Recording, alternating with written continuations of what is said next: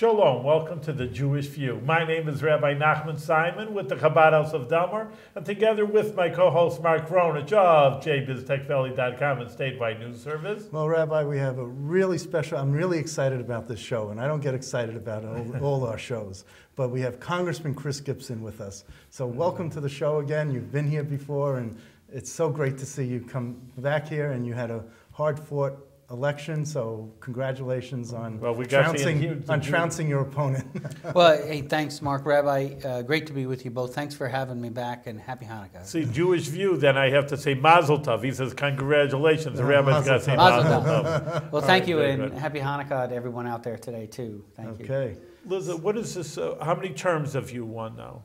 Well, that's the third term. All right, excellent. So you get a little seniority in the House. Mm-hmm. And the House is all Republican, so... Not all Republican, but... well, it's majority Republican. Right, it's true. And going into the next session, so what do you think your priorities will be? Well, two things. One is we have some national programs I think we should be advancing. Tax reform, we've got a code that's complex, it's anti-growth, and certainly it's been since 1986 that we've reformed it. I believe that it's absolutely well past time that we do so. I believe there is a bipartisan consensus to do that.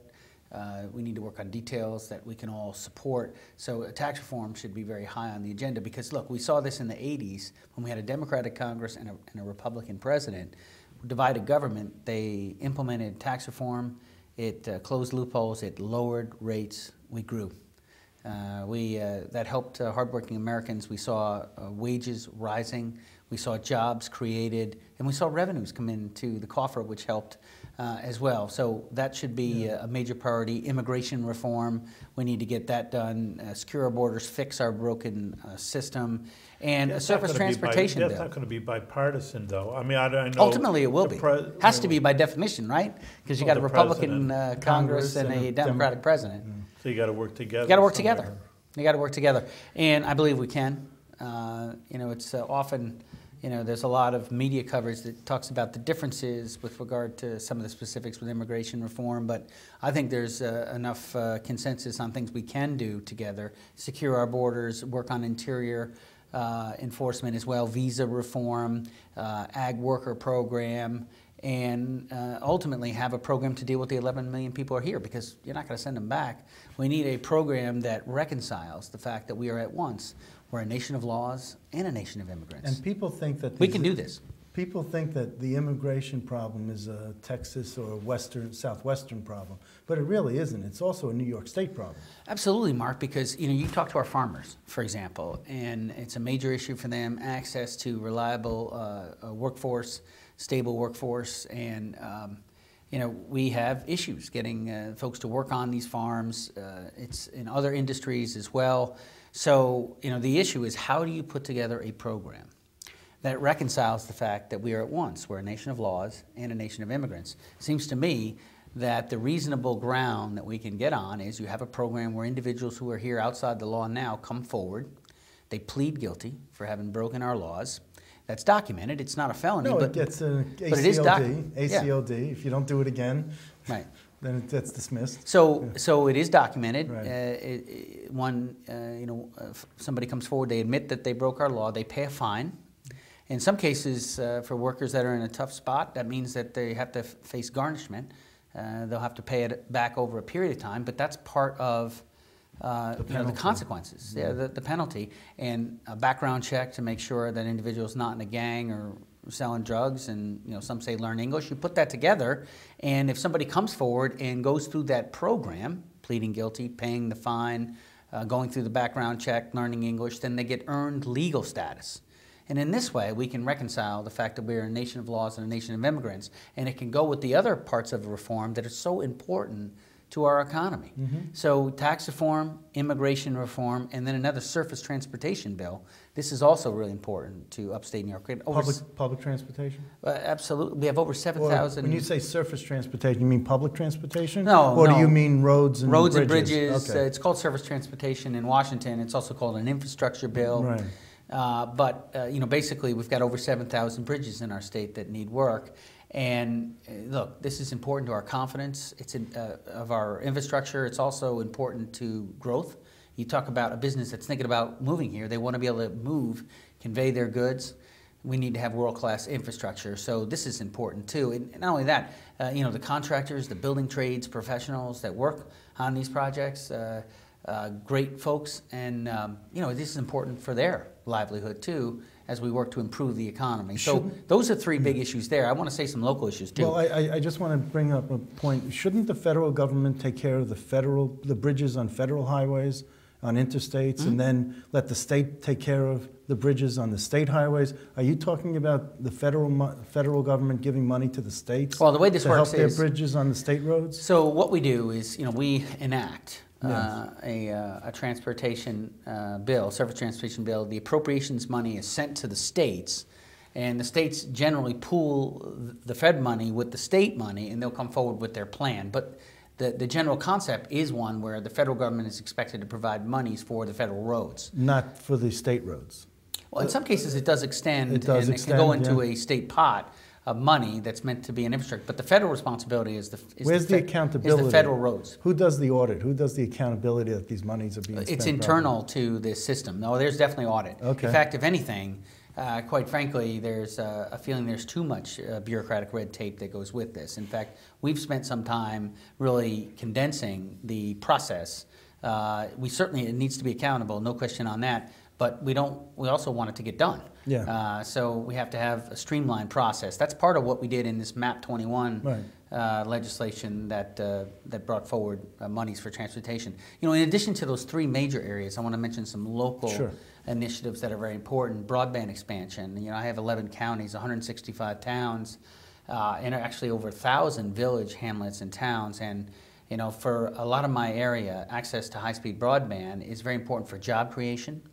It's important for education. It's important for healthcare delivery and quality of life. What are you talking? So, what exactly would the legislation encounter? What would be two programs? Cell phones, or are you talking? Well, no, telecoms. Okay, so yes, that's part of the issue here too. Is the broader telecoms issue? But I was explicitly here talking about broadband expansion, your access to the internet. So you can advertise, that you can take through PayPal or other means. Because if you're in the hill towns or just far away from major population centers, then they can't get the internet. Well, in some cases that's true. I mean, that's the issue here. We have some areas that actually do quite well with access to high-speed broadband, and other areas, mostly in the rural areas, that don't. So what we need is a proliferation of deployment. I think you're saying you need a stent put into expand the broadband so that more information can flow through. So, I mean, I'm just trying to that's basically get it down to, because there's, you know, while there's some areas that don't have any internet, there's some areas that only get a little bit to flow through, and then there's others that have the broadband, which is the maximum. Well, we're also definitions here, right? Because you know, dial-up, for example, that doesn't work for commerce.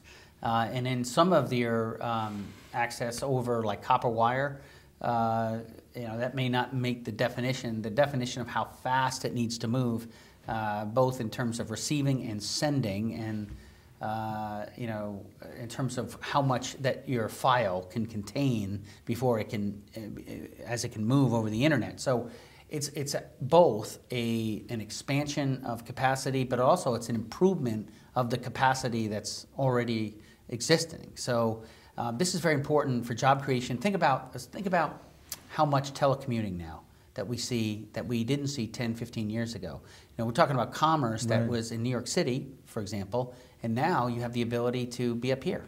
You can telecommute. You can advertise your goods and services online. People can actually purchase sometimes your products. They can purchase it online, and it can be shipped. So, well, you know about that. You got the menorah for your car via online, right? You got it.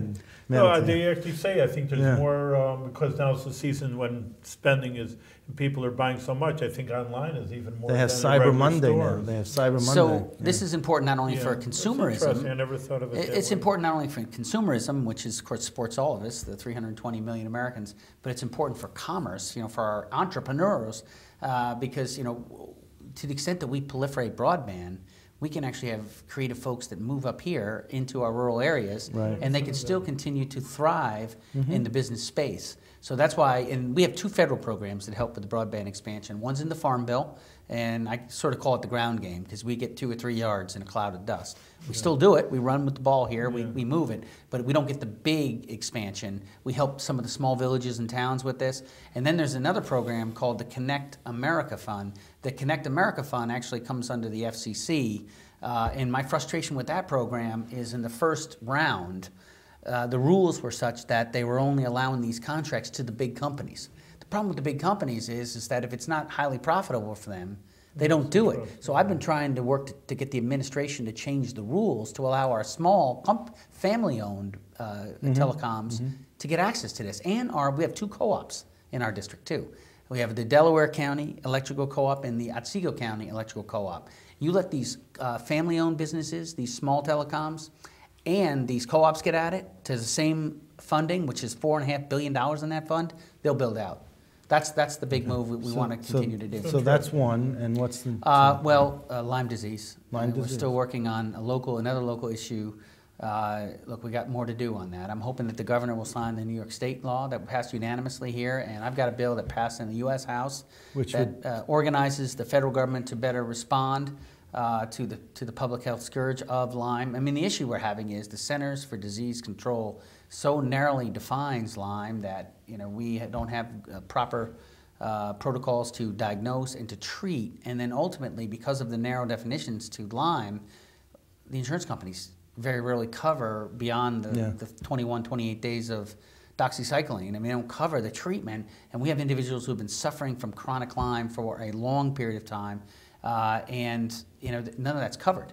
So this bill is important because we organize the federal government in a different manner. We bring forward diverse scientific viewpoints. We think when that information is published, it will impact the CDC's guidelines. When you change the guidelines, you change the treatment protocols, and ultimately the insurance company. And what's the third one? We're working mitigation. Flood mitigation is still an ongoing issue. Still an ongoing issue. Schoharie County is very. I mean, the stream beds are absolutely. Schoharie, need in fact, to be redeveloped. What would you do? Dig deeper the creeks? No, I mean it's a mixture of things. It's a fair question, but the approach that we're taking is actually what is some describe as the Colorado approach, which is because there's some on the extremes. Some want to do all digging, and some want to do all floodplains. Well, what the science points to is it's somewhere in between, Right. where you don't have populations, it's good to let Mother Nature breathe. Why? Because if all you do is maintenance, what you do is when you dig and you straighten, you make the stream more powerful so that when it actually hits something downstream, maybe 100 miles downstream, it totally takes out the community. Whereas if you allow it to breathe, if you allow a floodplain in places where there aren't people living, and then like say Prattsville, when you get to a place where there are people living, that's when you need to do maintenance. Maintenance means in some cases shoring up the stream bed and doing some silt removal and stuff, and then in other cases it means a levee. So you need to do a mixture of things, but the bottom line is this: we're getting hit with more storms, and they're increasingly more powerful and potent and volatile. So we've got to recognize that. We have changing weather patterns, and part of what we have to do is we have to deal with that, and that means preparing to protect people and property. So those are 3 big national issues and 3 local issues, and we've got others too. I'm working on rolling back Common Core. We're fighting for our veterans. I've got a bill on Agent Orange that we're trying to get Well, into they're law. from Vietnam. They haven't used that since Vietnam, did they? Well, I mean, the issue is I have got Vietnam veterans that are still suffering. They've been exposed to Agent Orange, and now look, if you served on the ground, you're covered. But if you served just offshore in the 40 years later, they're still suffering. and many of them have died, quite frankly, for exposure to Agent Orange. So it's the sailors that serve just offshore. They're the ones that are not. They don't have presumed coverage, and I've got a bill that changes that. We've been fighting for that. Good. So since you're on the military idea here, what about Henry Johnson? I mean, the president signed it into law, and are you going to be? I mean, I haven't seen you involved in this. This was a Chuck Schumer thing. His staff found the documentation, but you're the military guy, and you should be right behind him. With I'm proud of his service, courageous battlefield performance, and will now have the Medal of Honor.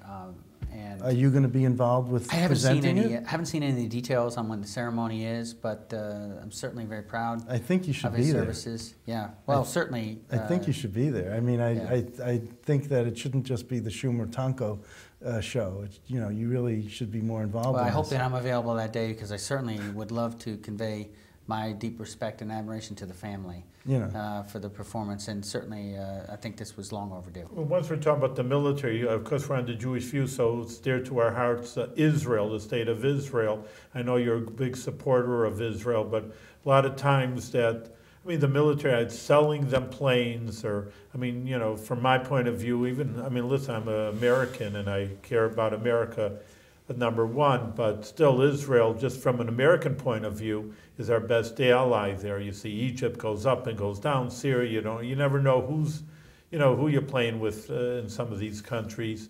You know, Iraq, we're friends with them, they're our enemies, you never know what's happening. Well, but Israel's a true friend. Absolutely. And, you know, for me, this is very personal. Young man, 26 years old at the time, I was in the Gulf War. And, you know, a lot of uncertainty there. We were fighting the fourth largest, at the time, the fourth largest military in the world. Now, we know now, looking back, well, it wasn't, you know, as hard as we thought it would be, but that's not what you thought when, trust me, when we were there, we trained really hard. We were prepared to go up what they called Iraqi triangles. We expected these guys to throw all kinds of weapons of mass destruction at us and have machine guns, tanks, all kinds of combined arms. And, you know, while all this was going on, you know, Iraq was hurling Scuds at Israel, and at the time, you remember, the USSR was still an entity. I mean, they didn't, the USSR didn't crumble until the end of '91. So, you know, the possibility of a global war, certainly a regional and potentially a global war, was real. So, you know, we asked Israel at the time to do something that no country really has the right to ask another country. We asked them not to respond, because of the fear that, you know, the coalition, because if you think about our coalition, on our flank, I was in the 82nd Airborne Division at the time, the 18th Airborne Corps, on our flank was Syrian tanks, if you can imagine that, and armored personnel carriers. So, and, you know, there were Arabs that were fighting alongside of us as we were going up against Saddam Hussein's forces.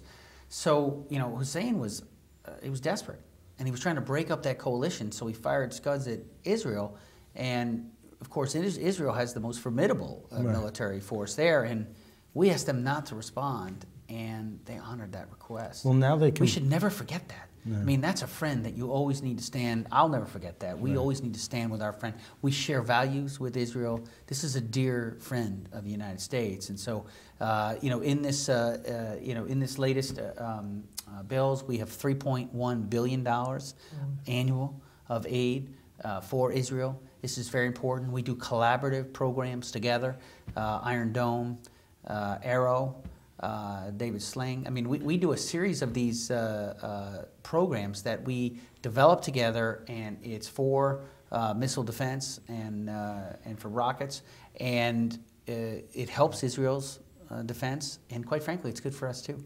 We benefit enormously and economically. You visited Israel? I've not been to Israel yet. I'm looking forward to going. We have to go. Well, doesn't Paul Tonko say he wasn't there either? Yeah, we can make it a bipartisan trip, and you'll take us along. We'll bring the cameras, and it'll be wonderful. That's it. Yeah, but I haven't been to Israel either, so. Yeah, but it's very important that we stand with Israel, and in part that means this material support, but it also means the spiritual. And just standing with an ally and a strong friend. Let me ask you, I'm sorry, a quick question about the congressional calendar. I think you're meeting for 150 days or something. Are you comfortable with the amount of days that when the calendar came out that you're Well, the important thing is what we do with it. Well, I understand, but your constituents look at it as they have to go to work 5 days a week, 8 hours a day, regardless of what they do with it. Well, I'll show you this. And I know for a fact that I know personally that it's not just what you do in Congress, it's what you do in the home front and in the district. So, and you have, like you said, 11 counties, you have a large district. Right. So I understand that you're not just sitting around twiddling your thumbs when you're not in Congress. But I just wanted to know if you were comfortable with those number of days that you have to pass laws, to be in committees, you know. Well, the important thing is that we get our work done. If we're getting our work done, then that's, so it's not the, let me just give you an example. Last year, the entire year, 365 days. I had 9 days off, counting Christmas and Thanksgiving. So when I'm not in Washington, I'm all over my district. That's right. And that's how I'm. That's difficult. I mean, No, and I know That's how that for a effective. fact. I know so that for a with regard fact, to yeah. the Washington, Right. again, what matters is what we do with our time. You know, if we're doing, you know, important hearings and passing in, like tax reform, immigration reform, surface transportation, getting our national defense, working on these other issues. So it's a question of what we do with our time. I remember when Nancy Pelosi was the speaker, she had About the same amount of days. She had about the same amount of Oh, days yeah. because she had members stay like for 5 days in Yeah, a row. it's about the same amount. And the Thursday, Friday part was really difficult for many congressmen, especially those in Alaska and Hawaii and out west. But, you know, they wanted to be home in their district, and they also have large territories to cover. Yeah. So I was just wondering, you know, it seems like you're there more days. You're going to be in session more days than you were this past year. I guess that's true. A few days more. So Yeah. I was trying to Oh. see if there was. Well, I mean, I look at it less in terms of the number of days, Yeah. in terms of what we actually get done. Okay. And what I also think it's important is, though, that we do spend time listening, moving all about the district. It's so valuable. I can Right. tell you that. I felt like you mentioned at the outset of the show, you know, that we won by 30 points. That's in part because I really feel like I've got the pulse of the Yes. district, from having been to the over 1,000 village and hamilton towns and heard what they had to say, and try to find ways, as I mentioned, the legislation, that's constituent-driven legislation. Those are ideas that came from our people. Now you run every 2 years, so are you planning on running again? I mean, it's like. Well, I've said the most I'll serve in Congress is 8 years. I've said that. I've term limited myself. So at the end of this, it would be the end of 6. Right. So by my pledge, I could run one more time. Right, you would run one more time But and you hopefully think be why successful. do you pick 8 years? On the other hand, I was thinking that you are so popular, and you're going to get such good seniority. I mean, ultimately, you can be very powerful in the Congress, and Well, we Rabbi, need someone powerful. I feel there. strongly about rotation of office, as it was called at the founding. I feel strongly about that it's important not to have a political class. So I want to lead by example. Just like when my wife and I give our pension back to the taxpayer because we're in a tough time making hard decisions, and I want the American people and my people to know that I'm leading by example. These tough decisions I have to make, our family, we've given back. I think now we're past what our total net worth. I've only been into Congress 4 years. We've given back to the taxpayer more than our net worth, because I write back my pension back to the Treasury every month. And the same thing with term limits. I feel like to lead by example here, I wanted to self-impose term limits, and I do think that there's just incredible folks all over the Hudson Valley, the Catskill Mountain region, Capital District, in the central New York part of my district, that we're going to be good. Well, after 8 years, I hope you continue helping the people, because Well, I think you're a good man over in some other capacity. This begs the question, which people have speculated about, whether you feel that there's a larger role for you in the state, such as maybe running for governor. Well, one thing, when I was in the Army, when I was a battalion commander, I didn't think, well, how can I be a brigade commander? I just focused on being a battalion commander. But it now, takes ultimately, time. I was a brigade commander, Right. but that was because I think I focused on being the best battalion commander I could be. Are you best servant. flattered that people are talking about you to run for governor? I appreciate that support deeply, and I will tell you this much: I feel very strongly about this.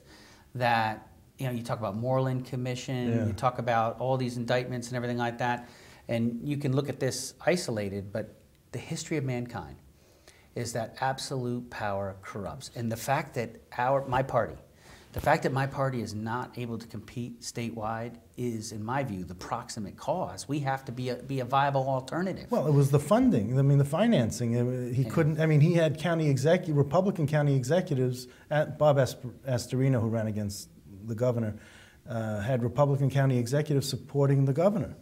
Yeah. I mean, there was a lot of crossover where Republicans were not supporting their own party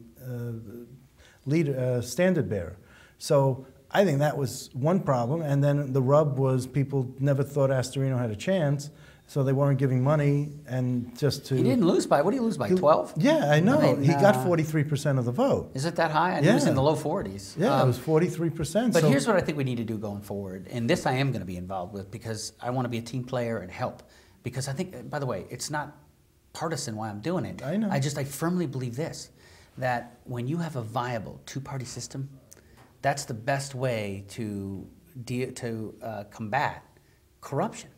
Because when you constantly have to be on the best part of your game, you know, that's what brings out the best in people. When you have absolute power, like we're having issues here, we haven't won statewide, our party, in 12 years. I'll just tell you, look at the history of our country, look at the history of mankind. Whenever you see one party, one person controlling, you're going to find corruption. We've got to do better. Here, so what do we do? Well, what we've got to do is get just a bench of folks. We need to get a bunch of folks involved in a series of conferences, town hall meetings, fora across the state, displaying, showcasing our ideas that solve problems, growth in the economy, rising wages, right? Dealing with education reform that empowers, freedom issues that address, for us, like the SAFE Act and stuff like that. When we're moving all across the state, talking about solutions to problems, connecting with voters, here's what we're doing. We're raising the name recognition of a slate of folks, whoever it may be. And the brand. And the brand, That's for sure. what you got to look at. So Right. Anyway, we're running out of time. So I got to get 2 topics in, and it's going to be quick. But I'm not quite done. I got to say one thing. Okay, go ahead. So, go ahead. you know, the important thing is when I look at what happened to Rob. Yes. I mean, look, we were post Labor Day, and half the voters in New York didn't know who Rob was. Right. And so when you're facing an opponent that has tens of millions of dollars, that opponent gets to define. Yes. You know, so what happened to Rob is, you know, he was defined by the governor. So what we have to do in the next 2 years Yeah. is, you know, get our folks out, talk about our solutions, helps our brand, but then it gets whoever it is. If it's going to be Rob again, then we need to get Rob's favorability, unfavorability ratings in the next 2 years. Right. We need to get them positive because right now he was upside down. Right. So if Rob's going to be our candidate, we've got to work hard to really reintroduce him to the state so that he's in a strong position because we have to assume this.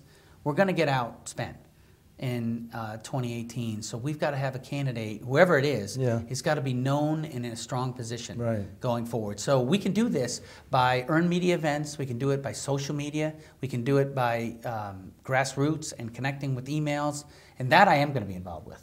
I'm going to be involved helping our team. Okay. So 2 fast questions. aside from not being the party chairman, which is his responsibility to do what you just said, but anyway, casinos in your district, Sullivan County, yes, and Schenectady? well, Schenectady's not in your district; it's Tonko's, but you know, Rensselaer, no, and Schoharie County, no, on the casinos. So you got 1 out of 4. Are you sort of? You must be jumping for joy, but then sorry for these other areas. Well, that's basically right. And I must tell you that you know what sold me on these concepts was really the approach. You go to Sullivan County and Southern Ulster, which made competitive bids, and you know this is the area where they have a history of resorts with destination. Families would come. Maybe you could tell them to put a kosher restaurant in that Sullivan County. Well, you know that. Yes, the Borscht Belt. Yeah, absolutely. Maybe so they should revive it. Maybe so this is the whole point, though. When I looked at the concepts, it wasn't like they briefed me on a casino. No, they briefed me on a family resort. That fine dining, horseback riding, golf, movies, yes, a casino, day trips out for historical sites and environmental. See, I didn't know that. I just think of a casino. No. They say casino, and I say, well, it's corrupt. You know, I mean, I don't like it. I mean, I know it's legal. I don't mean illegal. No, Rabbi, I'll tell you, this is the thing. When I was briefed on this, because, you know, I mean, I'm concerned about a lot of things and probably sympathetic to some of the thoughts that you would have. I'm sure we'd probably share some of the same concerns. But the concept that I was briefed on invoked, you know, sort of emotions that here's what we're going for. Like, for example, the concept from the Sullivan family resort. they're going to try to attract families to come, Right. where the kids can go to water sports. I think there's going to be a Wolf Lodge, right?